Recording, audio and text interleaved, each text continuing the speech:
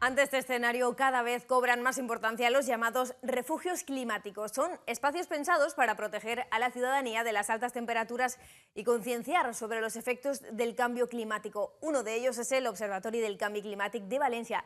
Hasta allí nos vamos. Pau Valero, cuéntanos.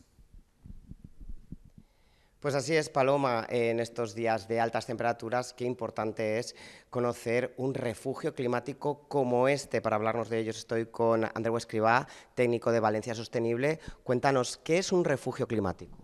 Bueno, pues es un espacio como este, es un espacio en el que uno entra y siente frescor, se siente bien, no hace la temperatura que hace en la calle, tiene un espacio para sentarse, tiene lavabos, tiene un punto de agua, tiene la capacidad pues, de poder entretenerse. Aquí tenemos biblioteca, tenemos ludoteca, tenemos también un equipo de educación ambiental que va a poder atender y va a poder explicar cuestiones sobre, pues, por ejemplo, las olas de calor o el cambio climático, y fundamentalmente son equipamientos públicos que la ciudad pone a disposición de la ciudadanía para afrontar estos episodios de altas temperaturas. Andreu, cada vez ha ido creciendo, ¿no? Estáis ya en 39, si no me equivoco.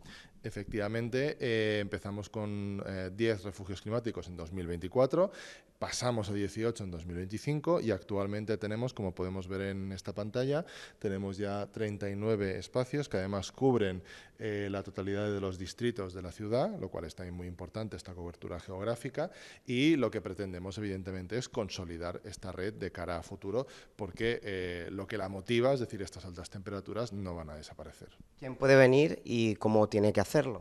Pues puede venir cualquier persona. Todos los refugios climáticos son espacios en el que el acceso es libre, es gratuito en el horario de apertura de ese equipamiento. Eso hay que consultarlo en nuestra web valenciasostenible.com. Están disponibles todos los horarios de los equipamientos que forman parte de los refugios, de la red de refugios climáticos. Nuestra intención es ayudar a que la ciudadanía de alguna forma sepa o pueda incluso vivir mejor estos días que son tan difíciles, ¿no? con estas temperaturas. Pues muchísimas gracias y ya saben, busquen, entren en la web para encontrar estos refugios climáticos que también van a venir en estos días de calor.